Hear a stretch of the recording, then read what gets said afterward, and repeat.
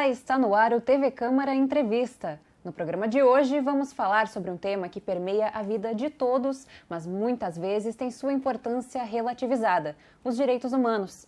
Para falar sobre esse assunto, recebemos hoje aqui nos estúdios da TV Câmara o Celso Rodrigues, que é sociólogo e doutor em História.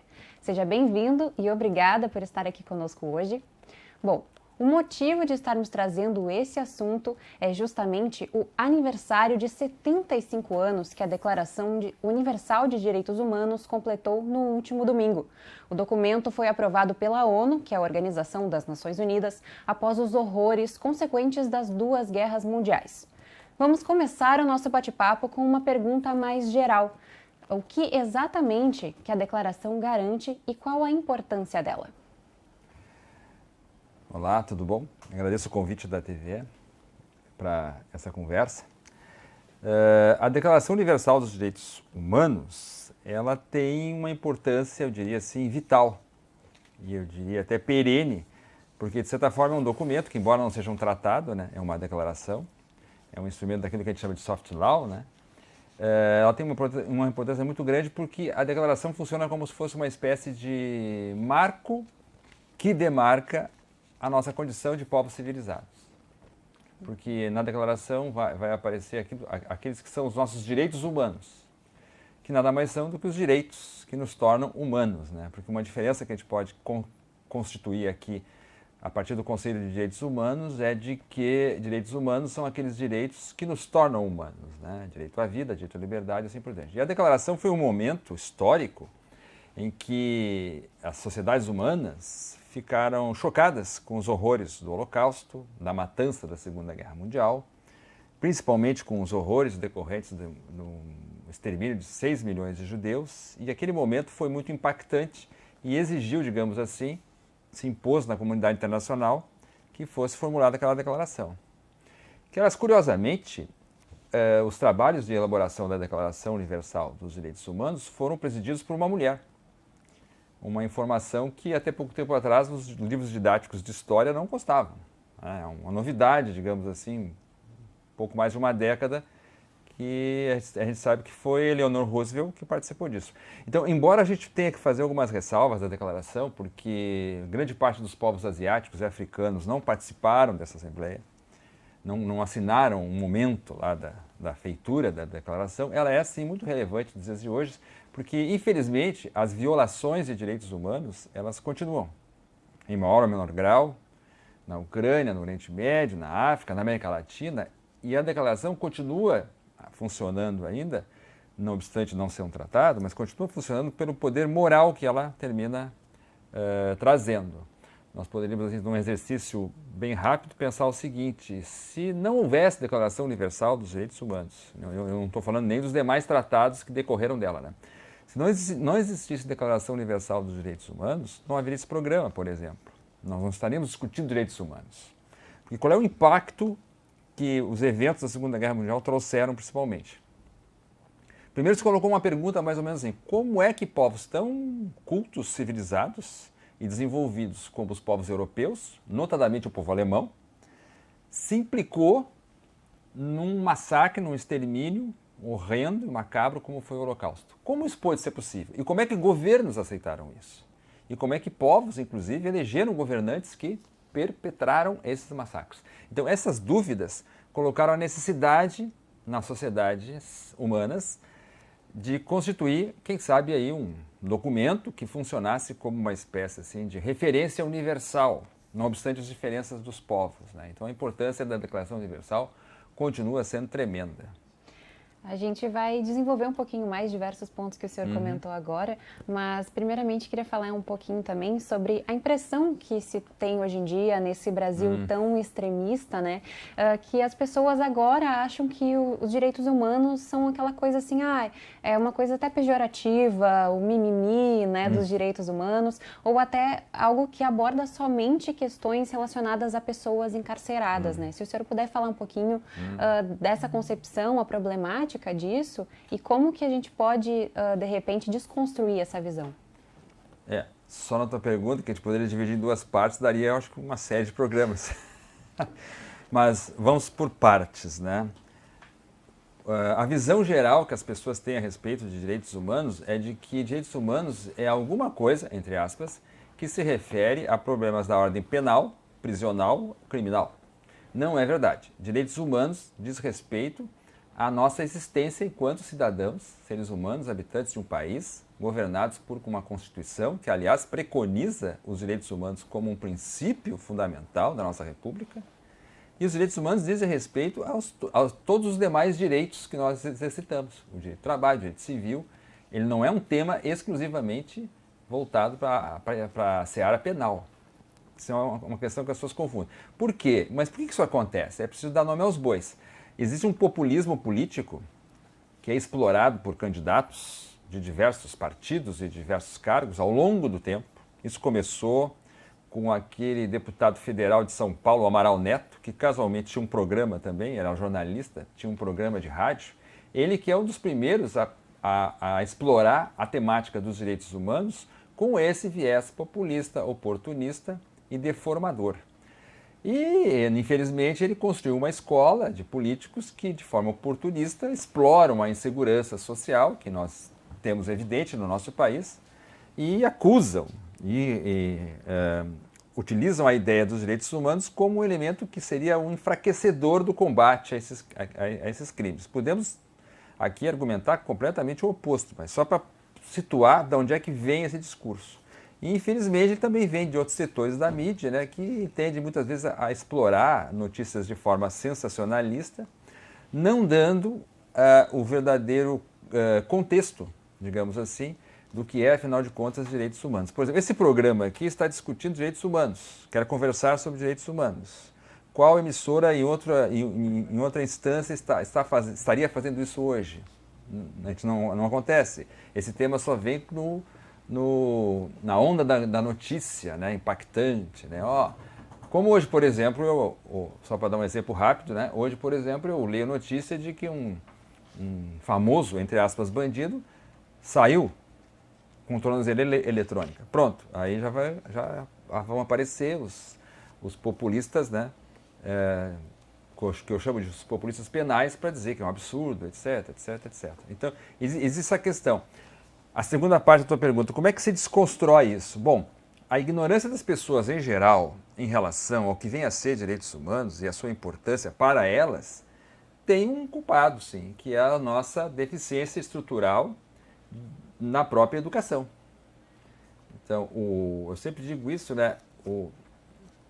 A destruição permanente da educação no Brasil, né? Porque eu digo destruição permanente porque o que se constrói também se destrói ao mesmo tempo, né? A destruição permanente da educação no Brasil, que também é um direito humano na Constituição, traz para a nossa sociedade, e independente de classe social, se espalha uma ignorância geral a respeito de muitos temas, entre os quais o direito. E essa incompreensão do que é o direito também é uma incompreensão do que é o direito, o que são os direitos humanos. Então, a desconstrução dessa visão passa necessariamente por uma preocupação com a educação e, evidentemente, com a educação jurídica, mas isso é um outro assunto. Falar de educação também é falar de direitos humanos, né? A gente comentava antes, o senhor estava falando agora, e foram divulgados essa semana os dados do PISA, né? Esse programa internacional que avalia internacionalmente como é que está o nível, digamos, de instrução de todos os alunos aqui do nosso planeta. Queria pedir para o senhor falar que outras maneiras de melhorar o acesso e ampliar o acesso à educação aqui no nosso país, primeiramente. Outra pergunta de caráter estrutural. Mas me parece que no caso da educação, eu acho que já se disse quase tudo a respeito de como a educação no Brasil é tragicamente, né, o Caetano fala daquilo que no Brasil que é construção já vira ruína. Eu diria que não, eu diria que a educação ela é sempre ruína no Brasil, né? Porque há quanto tempo nós falamos na educação e nos seus problemas? Eu posso garantir que é a minha vida toda, da minha parte, porque eu sempre ouvi o que nós estamos acostumados a ouvir. Também ouvimos o outro consenso, né? Existe um consenso estranho na nossa sociedade, que é a ideia de que a educação é importante. Então, nós temos um diagnóstico da miséria da educação no Brasil. Ao mesmo tempo, nós temos um consenso de que ela é realmente importante. Não haverá nenhum político, nenhum agente público ou privado que não vai defendê-la. Certo? Então, o gap está onde, então? Que é a tua pergunta. Vontade política. Né? Nós precisamos de acionar uma vontade política. Eu sei que é um termo um pouco abstrato, né? Mas é preciso acionar uma vontade política que faça com que o Estado brasileiro movimente suas estruturas, seus mecanismos, para que realmente a educação no Brasil se torne algo prioritário como política de Estado e não política de governo. De uma forma um pouco parecida com o SUS, digamos assim, para tentar fazer um paralelo com uma política pública de sucesso, que no Brasil, não obstante seus problemas também, mas que é uma política pública que se atuou sobre ela durante muito tempo. A educação, ela sofre esse problema. Ela não é uma política de Estado, nunca foi. No Brasil, nunca foi. Ela não é uma prioridade de governo algum, também nunca foi. Nós tivemos alguns momentos em que se priorizou o acesso, como se prioriza, né, um pouco agora, nos recentes governos de esquerda, o acesso ao ensino superior. Mas eu pediria, eu faria assim um apelo por uma política pública de educação nas séries iniciais do ensino fundamental, que é por onde nós teríamos que começar, assim, para ser, digamos assim, muito rasteiro, sem pensar em outras coisas. Então passa por aí. A educação no Brasil passa. A gente não precisa de um resultado do PISA para saber que a educação vai muito mal no Brasil, porque essa semana saiu uma pesquisa do IPEA mostrando que nós temos aí quase 29% da população jovem no Brasil não trabalha e não estuda. Isso é um desastre, socialmente falando, que vai afetar a todos nós. E aí eu faço uma pequena observação em cima da minha resposta anterior. E é preciso também que a educação, porque para a educação se tornar uma vontade política dos nossos governantes, ao longo do tempo, que seja uma prioridade, nós precisamos também que a sociedade, em geral, todas as classes sociais em geral, desperte, estou parecendo um pouco messiânico aqui, né? Mas para resumir, desperte para a importância da educação. Eu sou professor há mais de 30 anos, fui professor de escola de ensino privado, não trabalhei em escola pública, pelo menos nessa parte até o ensino médio, e cansei de ver pais e mães fazendo opções bem diferentes a respeito do que a educação, né? Priorizando muito mais sei lá, o bem de consumo durável do que o ensino. Então é preciso que a sociedade também desperte para a importância da educação. E aí eu cito uma frase de um ex-aluno meu que disse uma vez assim: professor, quando a educação no Brasil sofre, quem sofre? Ninguém sofre. Não é algo relevante, assim, não é um tema que importe as pessoas de um modo geral. Tem que importar. Com certeza, e é um dos direitos humanos, só para a gente deixar claro, né? É um dos direitos humanos. Deveria ser sempre garantido o acesso amplo para todo mundo que precisa, né? Enfim, todos precisamos de educação, como o senhor estava comentando. E também puxando mais para um outro lado da questão da inclusão e acessibilidade, que também é um direito humano e é um direito que é assegurado por lei, mas muitas vezes a gente vê que as crianças, principalmente, não conseguem receber um atendimento adequado, né? Nessa semana, na segunda-feira, veio uma associação, a Associação Rita Yasmin, que atende crianças com deficiência, principalmente autistas, mas também com síndrome de Down, com paralisia, e elas pedem, enfim, né, a presidente veio aqui falar com os vereadores pedindo ajuda por mais recursos para a associação, para a instituição que atende essas crianças, porque justamente essas crianças não conseguem ficar na escola porque não recebem o atendimento que precisam, né? Um atendimento, não aquele atendimento especial, mas o especializado para que essas crianças consigam se adaptar e também socializar, né?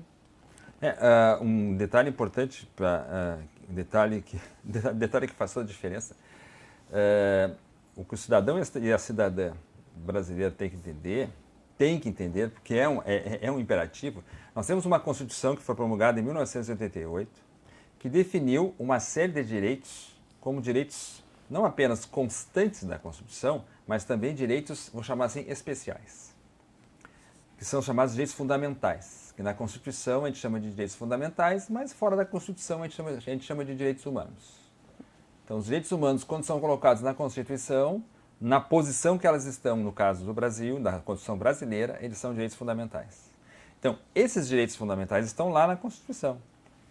E é a Constituição brasileira também que diz que o Brasil é uma república federativa que tem, entre seus fundamentos principais, artigo 1º, inciso 3º, a dignidade da pessoa humana. Então, onde a dignidade da pessoa humana, ou seja, o direito humano, né? Onde a dignidade da pessoa humana estiver sendo violada, cabe entrar na justiça contra o Estado. E no exemplo que tu está me trazendo aqui, agora, não conhecia, nós temos a violação da dignidade da pessoa humana na figura da ausência do direito, que é consagrado na Constituição. Então os governantes estão sendo inconstitucionais? Exatamente. Então é preciso se insurgir contra um Estado que muitas vezes, quando eu digo Estado, eu estou falando do governo do Estado, prefeitura, governo federal, quando muitas vezes alega a falta de verba ou até mesmo falta de tempo, ou coisa do gênero, para não realizar um direito que a Constituição estabelece. E é importante também que se lembre que no artigo 4º da Constituição brasileira está escrito que um dos objetivos fundamentais da República Brasileira é construir uma sociedade livre, justa e solidária. Isso é papel? É papel. É letra da lei? É letra da lei. Então isso tem que vigorar. O que aconteceu depois de 1988? A sociedade brasileira, de um modo geral, movimentou-se no sentido da efetivação desses direitos. Isso é uma parte, é um capítulo da história brasileira muito bonito, porque realmente se conseguiu políticas públicas bem razoáveis em relação ao período anterior. O exemplo do SUS, que eu trouxe aqui. Avanços na educação, infelizmente, são muito poucos, mas se conseguiu buscar, e aí o judiciário teve um papel importante, e por isso que o judiciário hoje em dia tem uma presença no Brasil, porque as pessoas, felizmente, continuam lutando para buscar os seus direitos. E isso é um movimento normal, saudável, de uma sociedade democrática. É preciso ir muito além ainda, é preciso exigir muito mais. Mas o que eu estou querendo dizer com isso é que os direitos humanos, que são os direitos fundamentais, que estão na Constituição, eles estão lá para ser tirados do papel. E o governante que se abstém de realizar o direito à educação, o acesso à assistência social, etc., né, deve ser, né, o cidadão, a cidadã deve se insurgir contra isso através dos meios legais. A gente comentava antes que tem uma concepção muitas vezes errada, né, das pessoas de que os direitos humanos não as abordam. Muitas vezes a gente vê só como sendo uma questão do outro, como a gente falou no começo, mais uma questão penal, enfim, de pessoas que estão na cadeia. Queria pedir para o senhor falar o que as pessoas como sociedade podem fazer, as pessoas que têm esse conhecimento, né, sobre a importância dos direitos humanos, podem fazer para divulgar mais e conscientizar as outras pessoas a entrarem, enfim, também, né, nesse barco, digamos assim. De novo a gente volta para o tema da educação, mas vamos deixar encostado ali o tema da educação formalmente falando, né, da escola, enfim, por enquanto, né? Mas vamos pensar que outras alternativas nós temos, né? Felizmente existe na sociedade hoje em dia algo que, por exemplo, quando a Constituição de 88 foi promulgada, não existia, que eram as redes sociais, né? E as redes sociais, por mais que a gente tenha também opiniões negativas a respeito, é um artefato, é um instrumento essencial e imprescindível hoje em dia para se efetivar direitos. Nós temos exemplos recentes em que a sociedade brasileira se mobilizou através das suas entidades de classe ou não, foi às redes sociais e usou as redes sociais para fazer pressão sobre os governantes. Aliás, isso é um diferencial muito interessante do nosso tempo, né? Porque há poucas décadas atrás, o cidadão, a cidadã, para alcançar o poder, tinha que fisicamente chegar lá numa passeata, numa manifestação. E hoje as redes sociais conseguem fazer esse papel parcial, evidentemente, mas importante também. Então é preciso que o cidadão e a cidadã procure conhecer sobre os direitos humanos, procure, digamos assim, se afastar desses discursos demagógicos e populistas que políticos, em nome das suas candidaturas, gostam muito de fazer, que é explorar as questões emocionais que os direitos humanos trazem, né? Então é preciso que o cidadão procure isso, né? Agora, eu tenho uma posição muito pessoal, e já falei com candidatos por aí, e eu defendo muito isso, né? Voltando agora um pouquinho para o terreno da educação, para tentar responder a tua pergunta de forma assim mais concreta. Eu acho, por exemplo, entendo que o ensino médio precisa ter aula de direito. Eu conversei recentemente com o nosso presidente da OAB aqui e ele disse que a OAB já está pensando nisso, que bom. Me ofereci para ajudar. Nós precisamos ter um currículo ou conteúdos, de alguma forma. Eu tenho muitas ideias na cabeça, mas não vem ao caso aqui, mas o que eu quero dizer é, nós precisamos de uma educação jurídica na sociedade, né? Assim como se aprende matemática, física, química, biologia, história, sociologia, embora a sociologia e a história estão cada vez mais retiradas do currículo, né? O pessoal se insurge com os resultados do PISA. Mas nós voltamos àquela velha história de que a matemática é a disciplina mais importante. Não, eu acho que não. Acho que o mais importante é direito. Então, eu sou defensor da ideia de uma escola que tenha conteúdos de direito ensinados na escola. Ah, mas isso é cidadania. Sim, é cidadania. É preciso ensinar direito do consumidor, é preciso ensinar direito civil, é preciso ensinar direito constitucional. Porque numa sociedade que as pessoas sabem mais dos seus direitos, eles são menos violados. Mudar um pouquinho o foco, principalmente da questão da educação, e pedir para o senhor falar um pouco do projeto de extensão que o senhor coordena, que é o Direitos Humanos na Prisão. Se puder explicar um pouquinho mais quais os principais objetivos e por que se viu a necessidade, né, de criar esse projeto. Esse projeto ele existiu, agora, digamos assim, ele está numa zona de descanso, vamos dizer assim, mas ele existiu de forma mais atuante, efetiva, durante um período em que eu trabalhava com direitos humanos na Faculdade de Direito do IPA, na época, né? Que era uma faculdade que na época tinha um programa, um projeto pedagógico que tinha o ensino do direito, mas tinha o ensino do direito com o pilar dos direitos humanos junto. E naquela ocasião, o projeto se desenvolveu muito em função de uma indignação, vamos dizer assim, né? É uma velha história, mas ela é interessante.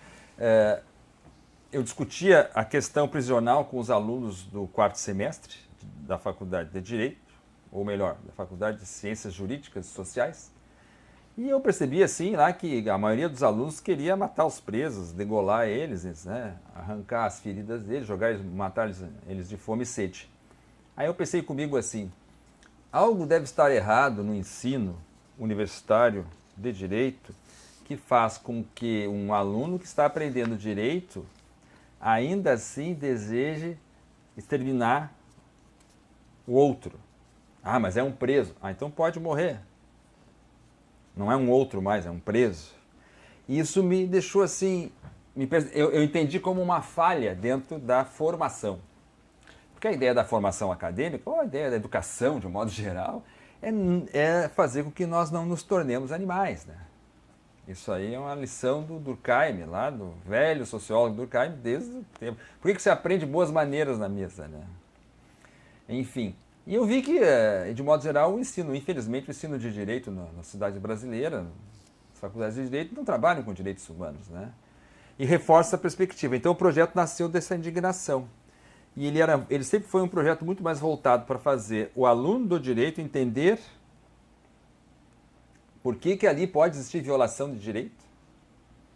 Porque é evidente que existem violações de direitos no sistema prisional diárias, cotidianas, mas ali pode existir, porque se eu tiver meu direito violado, eu vou me insurgir. Eu vou no advogado, eu vou no MP, mas ali a sociedade termina entendendo que pode existir. Como assim? Então, na verdade, era mais um convite a que, de modo geral, o projeto tinha mais essa ideia de fazer o aluno ver. Porque isso me parece que é um dos problemas que afeta demais as faculdades de direito, que é um ensino bacharelesco, muito teórico, muito livresco, eu vou dizer assim, com pouco contato com a realidade, para entender, por exemplo, por que esse direito que eu estou lendo aqui não é efetivado lá. Então esse projeto nasceu dessa ideia e aí nós fomos, à medida que o projeto avançou, ele foi se desdobrando de várias maneiras, também daria daria um outro programa longo, já que é um projeto de mais de 10 anos, se foi entendendo uma coisa importante, que a violação de direitos humanos, falando no âmbito da questão prisional ou penal, ela não é só uma violação dos direitos humanos de quem está preso, é também de quem aprisiona. Porque um dos setores do funcionalismo público mais precarizados e, portanto, que também sofrem violações, são os policiais, que muitas vezes trabalham em condições de trabalho, lembra que nós falávamos de trabalho, né? Que são condições de violação de direitos, precarizados também. Então você percebe que a violação de direitos humanos no Brasil, ela não é só com os presos, e a realidade prisional é boa, infelizmente ela é útil para isso, porque tu percebe como a violação se dá no preso, como a violação acontece com os profissionais da segurança pública, os policiais civis, militares, como a violação acontece com os familiares, porque os familiares de presos são considerados, de modo geral, pela sociedade também como criminosos, né? É uma extensão, é um mistério que eu me faço, né? Que eu me pergunto, porque os familiares de presos geralmente são considerados criminosos tanto quanto o preso. A mãe do preso, então, nem se fala. E aí tu diz assim, família de preso. Cansei de ouvir isso. Mas aí eu vou lá na Lava Jato e descubro que o fulano roubava e o filho dele era laranja. E a mulher também era laranja. Mas ali a família não é família de preso. E aí eu conto uma historinha sobre direitos humanos o mundo prisional ele é muito exemplar, nós entendemos como é a questão dos direitos humanos fora da prisão. O presídio central que está sendo, digamos assim, descontinuado, né, para usar uma expressão da moda, agora, ele tinha, ou não sei se ainda tem, uma parte em que as visitas entravam. E mais afastado, tinha uma portinha onde eu entrava com os alunos e advogados, etc., e ia falar com a guarda ali para acessar a prisão. E um dia eu estava ali com os alunos para visitar o prédio central. Na época nós tínhamos uma parceria com a Brigada Militar para conhecer e tal, que muito nos ajudou, num trabalho assim inimaginável, né? Administrar um presídio daquele porte. Mas um aluno chamou a atenção que do lado dessa entrada que nós entrávamos, tinha uma plaquinha de madeira que dizia assim, entrada de pessoas. Aí automaticamente o professor está ali, né? Pergunta para os alunos, o que vocês acham dessa placa? Aí imediatamente o aluno vai dizer, tá, mas aquele pessoal, os familiares lá, que entram lá, não são pessoas? Então, a violação do direito que se dá no sistema prisional, ela é muito pedagógica de entender que muitas vezes a violação dos direitos estão acontecendo aqui fora e muitas vezes nós não estamos percebendo, né? E é importante que exista direito lá no sistema prisional para poder existir aqui. Então, as pessoas, elas emocionalmente envolvidas com a questão da violação, né? Todo o tema de direitos humanos que tem ligação com a questão criminal, evidentemente, envolve um sentimento emocional. Elas se confundem muitas vezes em entender que é importante que exista direitos na prisão, porque são esses direitos que garantem também os nossos direitos aqui fora. E também os direitos violados dos presos, enfim, dos apenados, são diversos, né? Na questão de alimentação, higiene, os cômodos que eles ficam muitas vezes com diversas pessoas, um cômodo super lotado, né? Mas eu queria entrar um pouquinho mais nessa questão dos familiares que o senhor comentou, que recentemente tiveram protestos, né? Agora em agosto, Sim, desses familiares ali em frente ao Palácio Piratini, e o que se escutava das pessoas, assim, o senso comum que a gente comentou antes, era muita reclamação por terem trancado o trânsito, o que eles querem, mais direitos, porque os filhos, enfim, irmãos daquelas pessoas que estão lá protestando, foram presos por um motivo que eles merecem serem super maltratados. Mas depois, ao mesmo tempo, reclamam que aquela pessoa, quando é solta, se consegue ser solta, que muitas vezes não é, acaba voltando para o mundo do crime, é presa de novo, e é assim que vai tendo esse ciclo vicioso, né? Também esse tema de como as pessoas olham para os direitos humanos do apenado a gente vive, por exemplo, uma época nossa época, nenhuma época foi favorável aos direitos humanos, posso te garantir. Né? Nem mesmo aquele período lá que as pessoas sofriam o impacto emocional, moral recente do Holocausto, né? Porque nos anos 50 já havia manifestações neonazistas no mundo. Né? Agora, e nós estamos vendo uma época particularmente difícil nessa área. Né? E a vitória eleitoral de um candidato à presidência que proclamava justamente, né, o punitivismo sem nenhum tipo de limite é sintoma disso. E eu entendo isso, como sociólogo, consigo compreender isso, porque os brasileiros e as brasileiras sofrem a violação dos direitos cotidianamente, dos direitos humanos. E aí a gente pode fazer uma lista rápida aqui de que o brasileiro, quando acorda de manhã, ele já está sofrendo a violação do direito, porque ele vai pegar um transporte lotado, caro, vai sofrer assaltos na periferia, isso é muito cotidiano, né? Não só na periferia também. Ou seja, a nossa vida como sociedade é uma vida de permanente estado de violação de direitos. Ora, qual é a resposta que eu, ser humano, vou dar diante de um contexto? E não é só, eu não estou falando só não quero falar só da pobreza e da desigualdade econômica apenas. Eu estou pensando nas violações múltiplas que os homens sofrem, que os pretos sofrem, que as mulheres sofrem e que as mulheres pretas sofrem cotidianamente. Qual é a reação, eu diria, mais normal a isso? É o desejo de vingança. É querer que alguém pague por isso.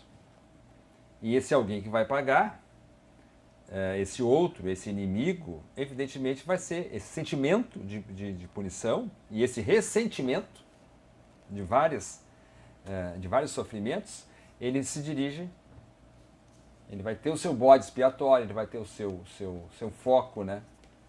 Que é, no caso, a figura do preso. Então, basta se tornar preso, basta se tornar criminoso, que tu passa a ser uma outra coisa. E se o sujeito se torna preso, ele também se torna uma outra coisa, os familiares dele também. Então, a partir daí, todo um sentimento todo um ressentimento social, um desejo de vingança, de punição, uma esperança de que essa punição resolva os nossos problemas aqui, é dirigido a esse grupo. Isso explica muita coisa. Olha, isso diz respeito a muita coisa, porque as nossas prisões, elas são ao mesmo tempo invisíveis, porque elas expressam um sentimento da sociedade que a sociedade não quer mostrar. Por isso as prisões se tornam invisíveis. Ninguém quer dizer que espera vingança, né? Que é uma vingança que aconteça ali. Né? Então, a prisão, de certa forma, ela captura todos esses sentimentos. Né? Então, nós falarmos em direitos humanos para pessoas que estão presas, como? Se essas pessoas, esses criminosos, já foram desumanizados. Porque a lógica é essa, tu desumaniza um grupo social para dizer que eles não têm direitos. E como nós, no Brasil, vivemos uma experiência social, histórica, de escassez de direitos, escassez, é difícil no Brasil tu ter os teus direitos assegurados. Nós aqui, na nossa posição social, na nossa condição, remamos muito para ter nossos direitos também, né? Imagina nas classes mais periféricas, né? Nas classes mais baixas. Né? Então, a nossa escassez de direitos faz automaticamente com que as pessoas, quando são instadas a falar sobre direitos humanos, elas vão dizer que é um absurdo. Como direito humano para aquele sujeito se eu não tenho o direito garantido? Né? E nós falávamos do exemplo do direito do trabalho, né? O direito do trabalho é um caso. O direito do trabalho hoje em dia, o que ele é? Ele é uma escassez dos direitos do trabalhador. Ele é um cenário de assédio, é um cenário de exploração sistêmica. E aí nós vamos querer que essa pessoa defenda direitos humanos, vai ser difícil. Né? Vamos seguir então nesse ponto, né, da questão dos direitos trabalhistas, que também, né, permeiam muito, estão interligados com os direitos humanos, como a gente comentava antes também. Um exemplo que foi muito impactante, infelizmente não foi o único desse ano, foram os 207 trabalhadores resgatados lá em Bento Gonçalves, que prestavam mão de obra para as vinícolas de lá, né? Então, a gente vê que o trabalho análogo à escravidão ainda está muito presente aqui no nosso dia a dia. Muitas vezes a gente não enxerga também. E quando acontece de revelar esse tipo de acontecimento, a sociedade fica em choque, mas passa o tempo e, como tudo na vida, a gente acaba esquecendo. O que fazer para combater esse tipo de trabalho que é completamente degradante? Também nesse caso, a gente pode ter uma resposta, digamos assim, mais diretiva. A única forma da civilização perdurar em relação ao que é bárbaro e que é cruel é através do papel do Estado de fiscalizador.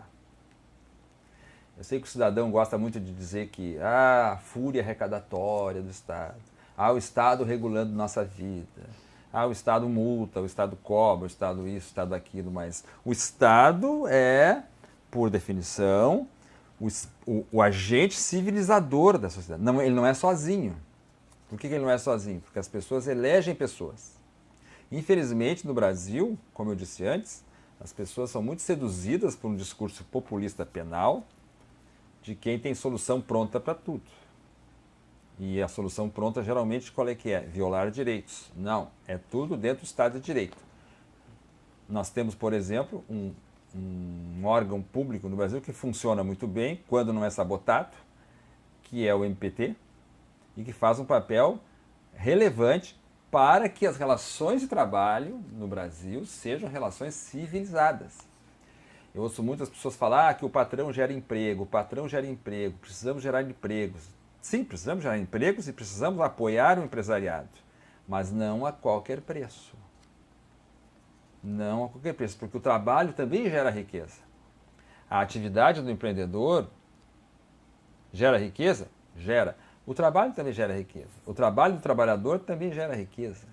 E esse trabalho é imprescindível para que haja riqueza. Concordamos sobre isso.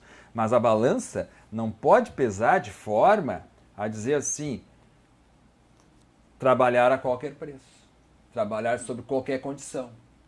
Porque eu tenho certeza. Vou dar um exemplo cotidiano para ti. Um cidadão se propôs a fazer um serviço no meu prédio. Eu sou síndico. Se propôs a pintar a fachada do meu prédio. Conversamos, acertamos as conversas de preço e tal, valor, etc. Aí eu perguntei para ele sobre os itens de segurança, se ele tinha, porque o prédio é um pouquinho alto, assim, não é muito alto, mas uma queda lá de cima é mortal. Ele disse que não tinha, mas que ele quebrava o galho, etc. Eu poderia ter escolhido ele para trabalhar pelo ganho econômico do preço dele, bem mais baixo do que me pediam. Porque é evidente que numa sociedade como a brasileira, em que a pobreza absoluta está em torno de 32%, é claro que a pessoa vai se submeter a qualquer condição porque ela precisa comer. É o que a gente chama de, em psicologia social, de ética da sobrevivência. E, infelizmente, a ética da sobrevivência ela está permeando as relações sociais. Então, o sujeito diz assim, não, mas ele precisa comer, eu dei trabalho para ele. E ele se submete, essa pessoa se submete porque ela precisa comer. E não pode ser assim. Para isso existe direito, para isso existe a lei, para isso existe o Estado para fiscalizar. E é por isso que a sociedade precisa também entender que a economia, e eu estou falando de trabalho, estou falando de economia, ela não pode funcionar a qualquer preço, de qualquer forma. Né? Nós tivemos recentemente no Brasil um governante que disse, não, o importante é ter trabalho, não direitos. Isso é o maior absurdo que um agente público pode dizer para uma sociedade, porque é justamente o direito que vai trazer para a nossa sociedade um grau de civilização. Não adianta riqueza, não adianta existir riqueza, gerar, e não existirá, né? Riqueza gerada se vai existir também uma luta de lobos uns contra os outros. E na Declaração Universal de Direitos Humanos é ela deve garantir, ela explicita, né, que fica garantido o direito de liberdade, tanto de expressão, quanto, enfim, liberdade no geral, e de igualdade. Mas a gente vê já há 13 anos o Brasil como o país que mais mata pessoas transexuais no mundo.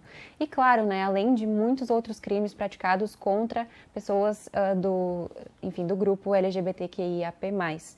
Queria pedir para o senhor falar um pouquinho, né, sobre o que isso mostra da nossa sociedade. Que a sociedade brasileira é extremamente violenta. O pessoal fala em Gaza, Hamas, Estado de Israel, Ucrânia, etc. Verdade. São histórias terríveis. Mas o Brasil é uma sociedade muito violenta. Eu poderia elencar para ti aqui todas as variáveis estatísticas a respeito de violência contra a mulher, contra o negro, contra as populações periféricas, violações provocadas por agentes do Estado. Do Estado, inclusive.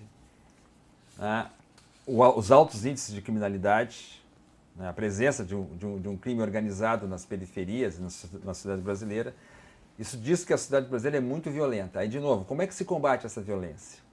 Se combate essa violência com o papel do Estado, com os agentes, mas não é papel do Estado, mas não o Estado cair matando. Não é o Capitão Nascimento lá, em nome da sua boa índole de salvador da pátria, que vai resolver. Não, é o papel do Estado e da lei. É usando o Estado, usando a lei. Porque numa sociedade, vamos tentar se idealizar um pouquinho, onde o Estado atua e as leis, em geral, se cumprem nesse Estado democrático, a criminalidade vai recuar. Em que sentido? Porque a escolha criminal também se reduz. O que nós temos que fazer é justamente a nossa luta hoje, na nossa situação, no nosso cenário, é uma luta para efetivar direitos. Porque à medida, por exemplo, que numa comunidade os direitos humanos são efetivados, quais? Os direitos fundamentais que a Constituição elenca lá no capítulo 6 e 7, no artigo 6 e 7, por exemplo. O direito à educação, à saúde, à moradia, à alimentação, etc. Se a gente consegue obter, não o ideal, mas o básico da efetivação desses direitos, a escolha criminal, a opção criminal vai reduzir. E não o contrário, como se vê. Mas é um papel que o Estado tem que desenvolver. Sim, é um papel que o Estado tem que realizar com pressão social. E, de novo, não é o Estado bomba, o Estado porrada, o Estado tanque. Não. Esse aí não resolve nada. Nunca resolveu, não resolverá. Mas é o Estado usando a lei. E o papel do Poder Judiciário, evidentemente, é fundamental. Então, o que infelizmente, as estatísticas mostram que a sociedade brasileira é uma sociedade muito violenta, porque esse direito humano, o direito humano de viver na sociedade brasileira, está muito ameaçado. E esse é o papel que o Estado tem, mas de novo, né? O brasileiro tem muito essa visão paternalista, né? De que ele entrega o poder a um eleito e acabou. Não, quando eu falo Estado, eu falo em cidadania ativa, é atuar sobre esse Estado. O que está fazendo? Como é que ele está fazendo? Nesse sentido, né, que eu me refiro. Aí a gente teria, digamos, um desenho, um percurso satisfatório. Só para dar um exemplo, eu gosto de dizer isso porque as pessoas pensam que a gente sempre traz más notícias, né? E eu acho que, não obstante todos os problemas, e hoje em dia com rede social a sociedade ficou muito transparente, né? As violências são cotidianas, são visíveis, são filmadas, né? Eu acho que nós estamos vivendo um bom período, apesar de tudo. Primeiro porque uma série de violências ocultas vem à tona. A ineficácia do Estado também aparece. E aí existe uma cobrança que se dá na arena pública, que infelizmente pode ser a rede social ou não importa. Mas isso gera uma tensão, isso cria um ambiente difícil, cada dia uma notícia ruim, né? Eu não vou nem abrir o celular hoje, porque, né? Mas é o melhor. Porque, vamos pegar o exemplo da violência doméstica, né? Eu fui criado numa família, num grupo social, aqui na Zona Norte de Porto Alegre. Ninguém falava de violência doméstica. Eu seria capaz de dizer que não existia. Nunca ouvi falar. E agora existe, está aí. Gera tensão, mas é assim que o direito se efetiva.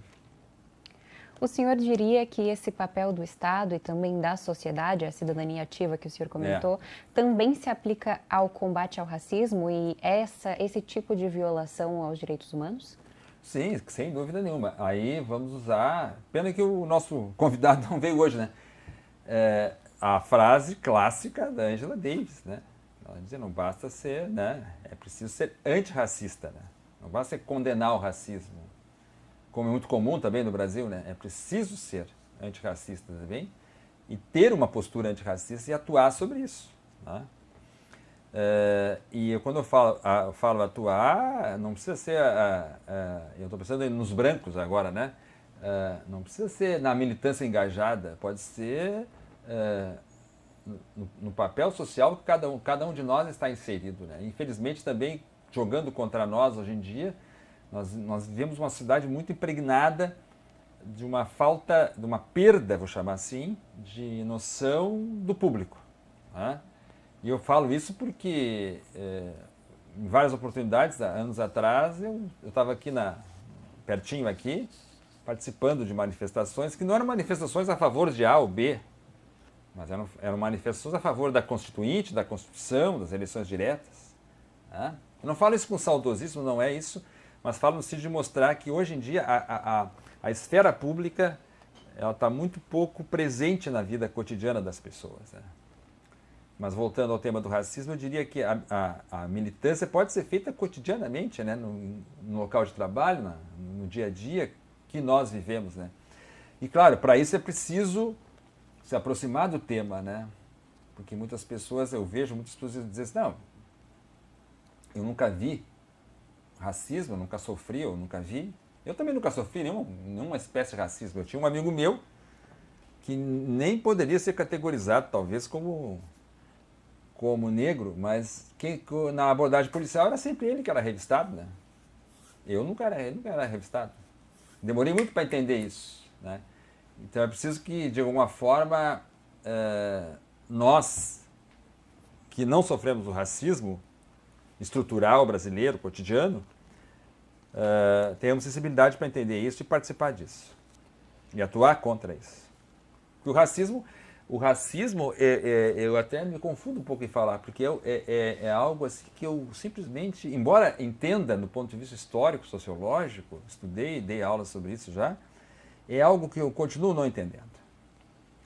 Eu continuo não entendendo por que uma pessoa desumaniza a outra em função de cor de pele.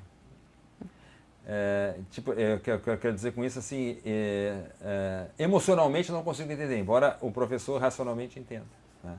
Mas também, da mesma forma que eu te falava sobre os outros temas, é preciso um martelo. A educação é um pouco isso, né?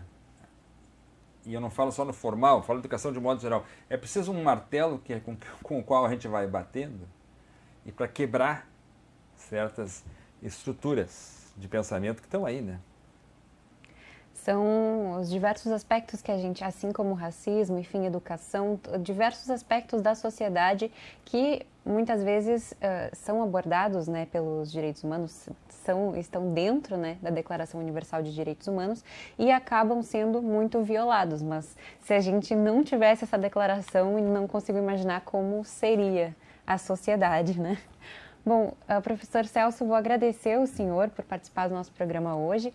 E então, com isso, a gente vai se despedindo, né? Vamos nos despedindo da nossa audiência. Agradeço, então, novamente ao nosso convidado Celso. O senhor gostaria de falar mais alguma coisa? Não, só queria fazer uma observação importante também, só para finalizar assim, né? Claro. Eu sou professor de Direitos Humanos também. Já dei aula de Direitos Humanos em várias universidades e em várias faculdades de Direito também. Acho que falta uma formação de Direitos Humanos mais adequada, mais aprofundada a todos nós, de um modo geral. Você tem o exemplo do ensino médio aqui, né? Mas a todos nós, de um modo geral, e especialmente aos operadores, aqueles que estão estudando para se tornar operadores jurídicos. Acho que essa deficiência ainda é uma deficiência, infelizmente, que é presente, mas também é algo que os direitos humanos eles precisam desse elemento. E só para deixar assim um tema de casa, né? Não vou fugir do meu lugar aqui, né? A Declaração Universal dos Direitos Humanos é o documento que eu vou ler, então, para entender direitos humanos? Mas eu recomendo até um exercício mais simples, a Constituição Brasileira. Dê uma olhada na Constituição Brasileira, principalmente nos primeiros artigos, até ali o artigo 6º, 7º, que é o artigo que fala sobre direitos sociais, né? E aí o cidadão e a cidadã vai compreender que o Brasil é sim uma república federativa fundada na ideia de direitos humanos. E depois, se alguém quiser mais alguma informação, vai lá no @Instituto Celso Rodrigues no Instagram, que a gente fala sobre isso também. Tá bom? Obrigado. Perfeito, professor Celso Rodrigues, professor de Direitos Humanos e também sociólogo. Muito obrigada por participar aqui do TV Câmara Entrevista. Então, vamos ficando por aqui.